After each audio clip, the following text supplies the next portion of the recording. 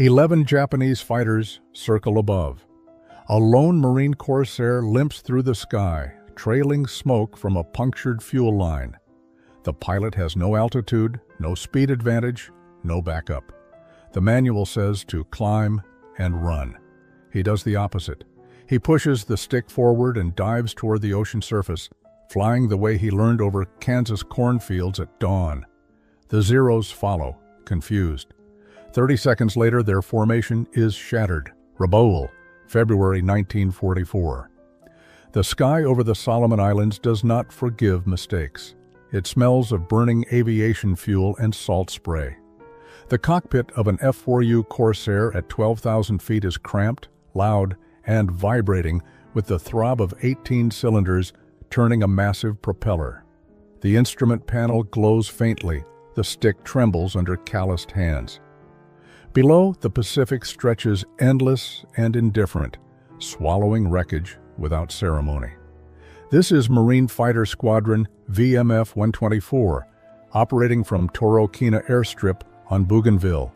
They fly long-range escort missions deep into Japanese-held territory. The odds are calculated and brutal. Every sortie costs fuel, machines, and men. Replacements arrive weekly, young and undertrained. Some last 5 missions, some last 1. The mathematics are simple. Japanese Zeros outnumber Marine fighters 3-to-1 in most engagements. The Zero climbs faster, turns tighter, and is flown by pilots with years of combat experience. American doctrine is clear. Maintain altitude. Use speed and diving attacks. Never, ever turn with a Zero. The rules are written in blood, refined over 2 years of Pacific combat. They work when pilots follow them. Survival rates improve. Deviation means death. But doctrine assumes you have options. It assumes you can choose when to engage.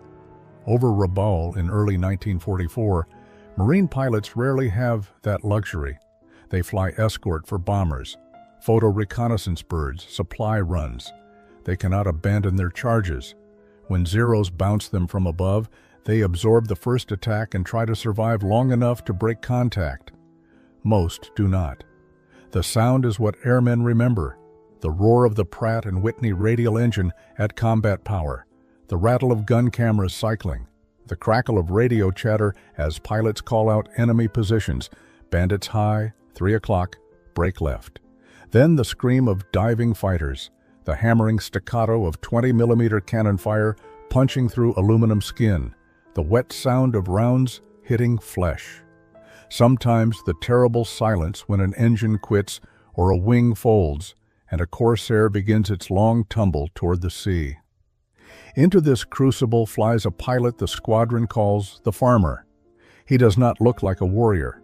Tall, lean, with sun-creased eyes and hands that remember steering a tractor before a control stick. A graduate of nowhere important with a background in agriculture.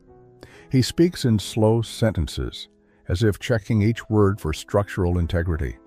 His squadron mates call him slow, some call him cautious. He reads obsessively, studies after-action reports, and asks questions that irritate his commanding officer. The winter of 1944 carved deep into the bones of every Marine stationed in the Solomon Islands. Heat turned flight suits into sweat-soaked second skins. Humidity fogged goggles within seconds of leaving the ready room. Below, the jungle stretched endless and green, hiding wrecked aircraft that would never be recovered.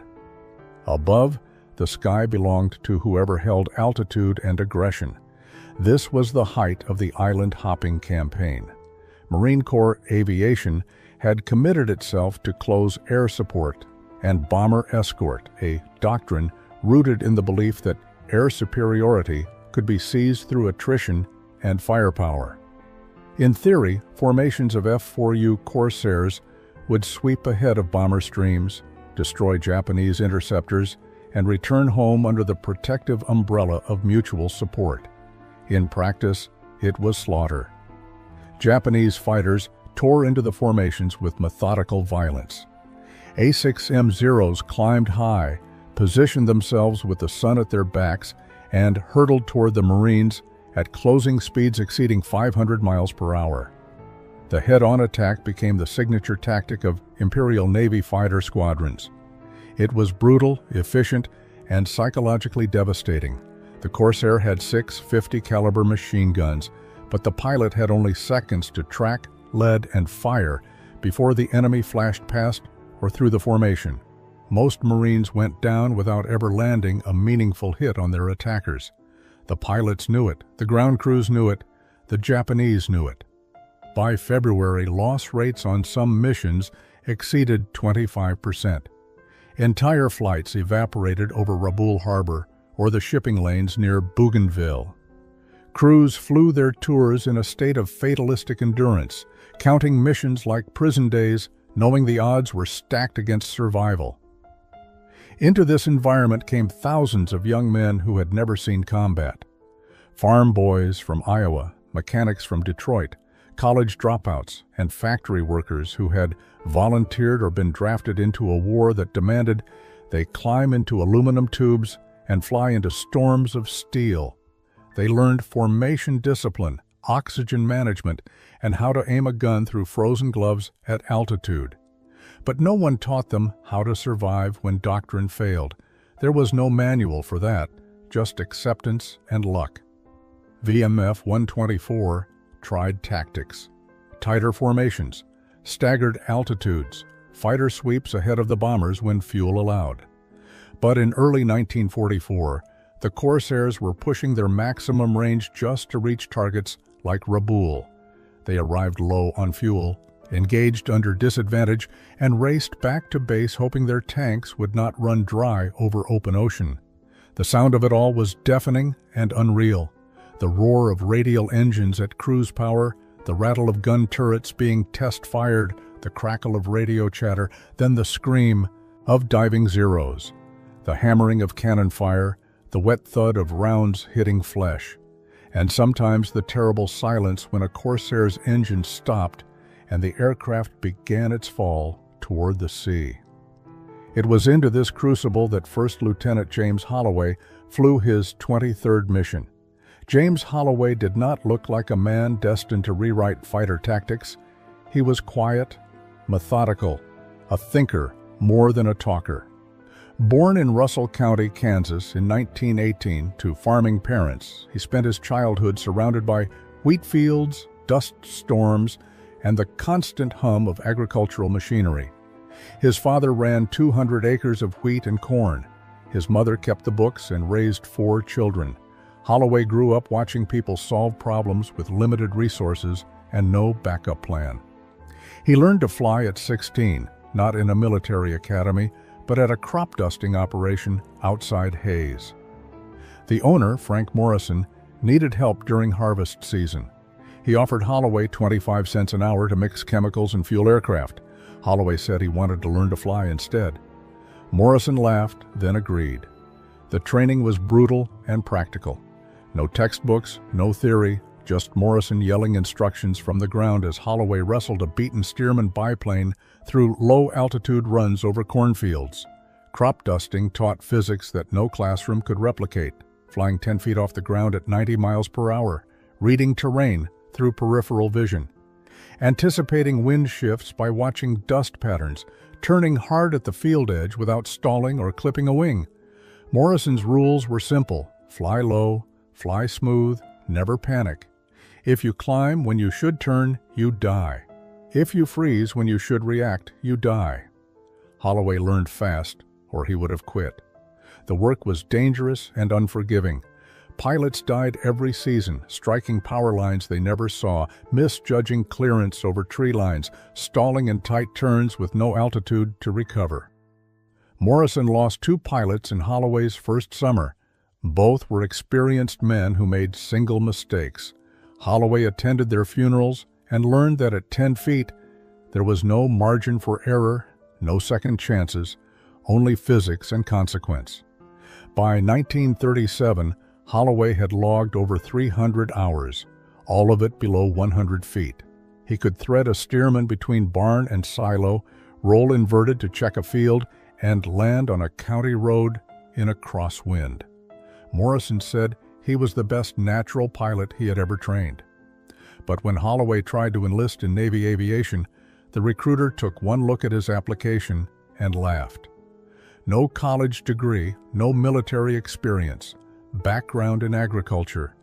The Navy wanted academy graduates and engineering students, not farm boys who smelled of pesticide and engine oil.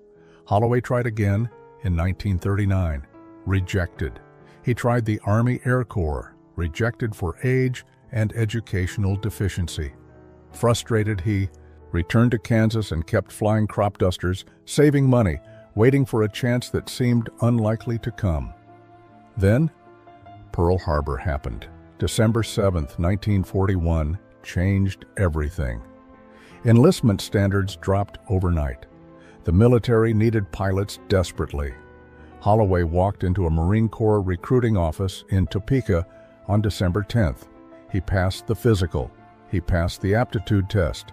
He signed the papers and shipped out to Pensacola for flight training in January 1942.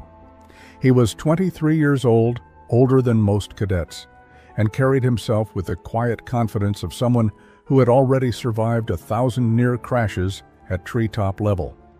Flight training at Pensacola Naval Air Station exposed the divide between Holloway and the other cadets. Most were college boys, quick with mathematics and navigation theory, comfortable with military discipline and hierarchical command. Holloway was none of these. He struggled with classroom instruction. He questioned procedures that seemed inefficient. He flew with a smoothness that instructors noted but could not quite explain. His landings were perfect. His aerobatics were competent, but his approach to combat maneuvers felt wrong, too slow, too cautious, too much like a man conserving fuel over endless wheat fields. One instructor wrote in his evaluation, "Shows excellent aircraft control, but lacks aggressive instinct required for fighter operations. Recommend reassignment to transport or patrol duty." Holloway ignored the recommendation. He kept flying. He graduated in the middle of his class, neither celebrated nor dismissed, and received orders to Marine Corps Air Station Cherry Point in North Carolina for advanced fighter training.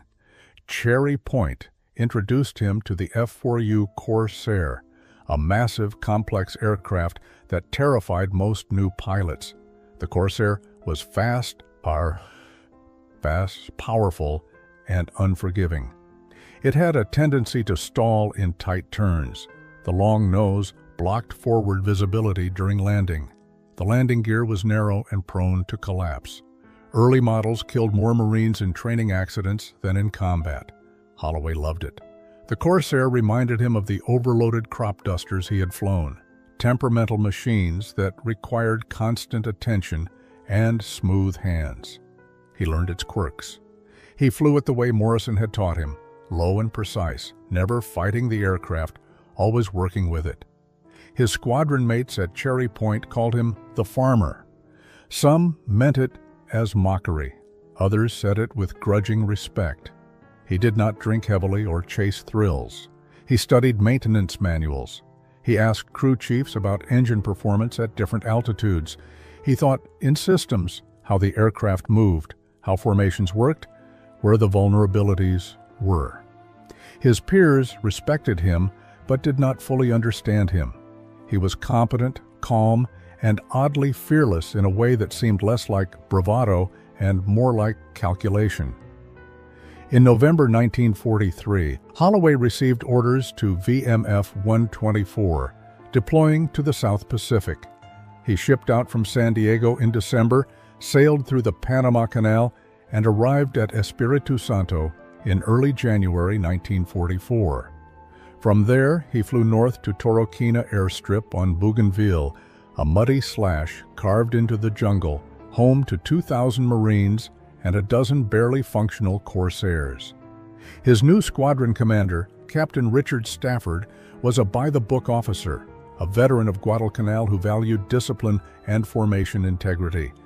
He did not encourage freelancing. When Holloway began asking technical questions during briefings about low-altitude tactics, Stafford answered curtly, "Doctrine exists for a reason. Pilots who deviate die." The discussion ended there. But Holloway kept thinking. The problem facing Marine fighter squadrons in early 1944 was not just tactical, it was mathematical. F-4U Corsairs were being shot down faster than replacements could arrive. Japanese Zeros, particularly the A6M5 variant, dominated close-range engagements. The Zero was lighter, turned tighter at combat speeds, and climbed faster below 15,000 feet. Its pilots were veterans, blooded over China, the Philippines, and 2 years of Pacific combat. They hunted in coordinated pairs, exploiting altitude and energy with surgical precision. Marine doctrine acknowledged the disadvantage. Never turn with a Zero. Use speed and altitude. Attack from above. Disengage in a dive.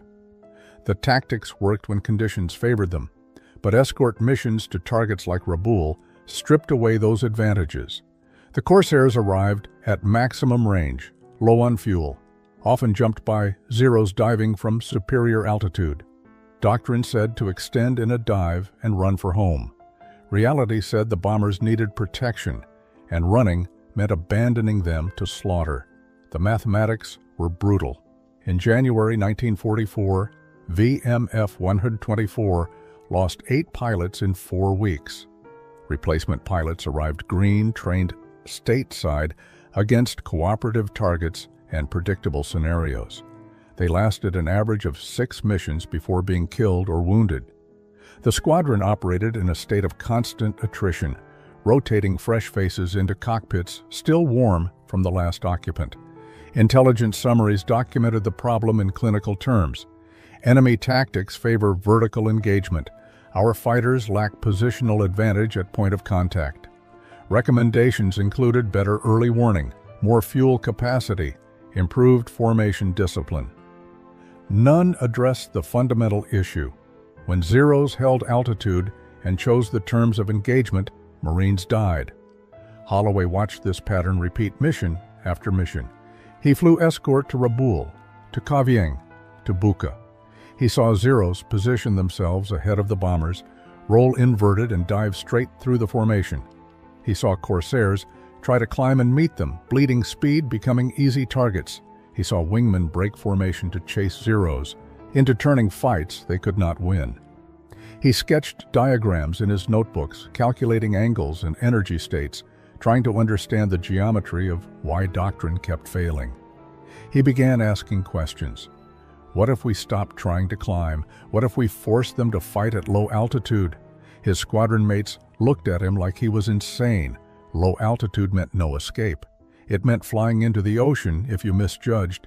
It violated every principle of fighter combat. Captain Stafford shut down the discussion during a briefing. "We follow doctrine, Lieutenant." Dismissed. But Holloway could not shake a growing conviction. The Corsair was heavier than a Zero, with more powerful engine and better high-speed handling. At low altitude, in thick air, those advantages might matter. And Holloway had spent 300 hours flying 10 feet off the ground, learning to read terrain, to use ground effect, to maneuver in an environment where hesitation meant death. He had survived by doing what seemed impossible. He wondered if the same principles might apply over water. Then came February 12, 1944, the mission that would test everything. The briefing room at Torokina smelled of mildew and cigarette smoke. Maps covered the walls, showing Japanese positions, known anti-aircraft concentrations, and the long overwater route to Rabaul. Major William Grayson, the intelligence officer, stood at the front with a wooden pointer, tapping locations on the chart. Target is Rabaul Harbor. Bomber strike against shipping and dock facilities. 12 SPD Dauntless dive bombers, 6 Corsair escorts, maximum range mission. Fuel will be critical. He paused, let that sink in. Expect heavy fighter opposition. Intelligence reports at least 30 Zeros based at Rabaul and Tobera airfields. They will intercept. Standard tactics apply. Maintain altitude, protect the bombers, disengage if overwhelmed. Questions? Holloway raised his hand. What altitude will the bombers be flying? Grayson checked his notes. 14,000 feet on approach, diving to 8,000 for bomb runs. And if we get bounced from above at 14,000? Grayson's expression tightened. You follow doctrine, Lieutenant. Extend, regroup, re-engage if possible. Next question? There were no more questions. The pilots filed out to their aircraft. Holloway walked to his Corsair, tail number 57, parked in a revetment at the edge of the strip. Sergeant Bill Mackenzie, his crew chief, was finishing pre-flight checks. Mackenzie was a Scottish immigrant, short, stocky, with grease-stained hands and a skeptical disposition. He had kept Holloway's aircraft flying through 3 months of operations, patching bullet holes, scrounging parts, coaxing performance from an engine that had long exceeded its rated hours. Mackenzie looked up as Holloway approached. Fuel tanks topped off, sir. Guns loaded, 600 rounds per gun. Oil pressure is running a hair high, but within limits. She'll fly. Holloway nodded, then hesitated. Mac, I need you to do something unusual. Mackenzie's eyes narrowed. How unusual? I need the gun sight adjusted. Lower the pipper 2 degrees. Mackenzie blinked. Sir, that'll throw off your aim at normal combat ranges. I know, do it anyway. Mackenzie stared, then shrugged. Your funeral, Lieutenant? Holloway climbed into the cockpit. The seat was worn, the instruments familiar. He strapped in, connected oxygen, checked controls. The Pratt & Whitney engine coughed, caught, and settled into a rumbling idle. Around him, other Corsairs were starting up, blue exhaust smoke drifting across the strip. Captain Stafford's voice crackled over the radio. All flights check in. One by one, the pilots responded. Holloway keyed his mic. 5-7, ready. The formation taxied to the runway, formed up, and took off into the gray morning sky. They climbed slowly, forming a loose escort around the bombers. The course was north-northwest, over open ocean toward Rabaul. Holloway settled into the rhythm of the flight, scanning instruments, watching the formation, conserving fuel. He had no way of knowing that in less than an hour he would be alone over enemy territory, with a choice no doctrine had prepared him for. The Zeros appeared 20 minutes from the target. Holloway saw them first, small specks high and ahead, catching sunlight. He keyed his mic. Bandits 12 o'clock high, Angels 20. Captain Stafford's voice came back clipped and tense. All flights. Maintain formation. Prepare to engage. The Zeros climbed higher, positioning themselves. This was textbook Japanese tactics. Get above, get fast, dive through and scatter the formation. The Marine Corsairs tightened up, trying to present overlapping fields of fire. The bombers droned on, committed to their run. Then the Zeros rolled inverted and dove. 11 aircraft screaming down at over 500 miles per hour, 20mm cannons firing streams of tracers. The sky erupted. Stafford called the brake. Red flight, brake right. Blue flight, brake left. Holloway broke hard, felt the G-forces crush him into the seat. A Zero flashed past, so close he could see the pilot's face. He pulled around, trying to track, but the Zero was already climbing away, untouchable. Another Zero came in from his 7 o'clock. Holloway snap-rolled, dove, extended. The Zero followed. His wingman, Lieutenant Marcus Chen, called out, 5-7, you got one on your tail, I see him. Holloway pushed the throttle forward, dove steeper. The Corsair accelerated. The Zero matched him. They were already at 8,000 feet and dropping fast.